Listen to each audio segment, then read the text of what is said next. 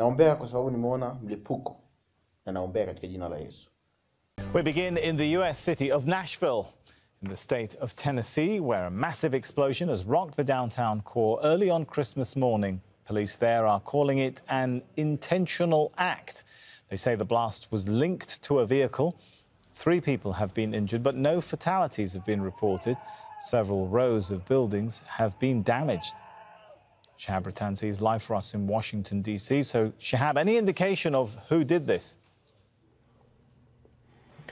Very little information right now. We do now have a more interesting timeline to report, though. It seems that around 1200 GMT, just before 1200 GMT, police were called about a suspicious RV, that is a recreational vehicle, what we call a motorhome or a camper van in the rest of the world.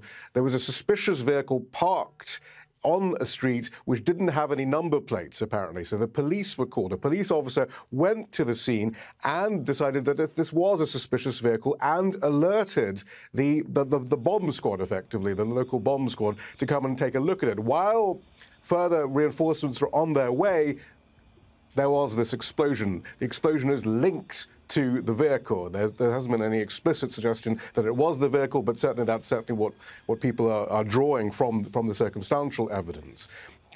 An enormous explosion. We're seeing from social media that people miles away felt the explosion. We're seeing the damage in all the video that's being released. Around 20 buildings at least have been damaged. We should correct some reporting that we had earlier, though, that this was outside the AT&T skyscraper. That's actually around the corner from here, but it was in the vicinity of an AT&T building that's used, which has lots of switching equipment for the local telecommunications infrastructure, also around lots of restaurants. It's a recently gentrified area on the riverfront in Nashville. We understand the FBI has now taken control of the investigation, and we are expecting another update shortly from local authorities, perhaps the mayor or the FBI.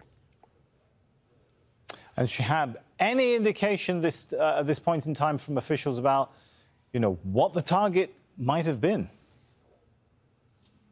Absolutely not. I mean, we have no information about what it was. I mean, it's an RV.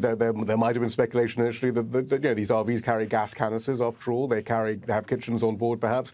But we have no information. I mean, it's pure speculation right now. All we can say is a circumstantial evidence that it occurred early on Christmas morning. And in fact, authorities are saying it's very lucky that this happened at a time when there weren't that many people around, just the people who were living in the adjacent buildings, the various loft-style apartments that are around. Only 3 people were injured, not critically, but they have been taken to hospital. All right, thanks so much, Shahab Ratansi there.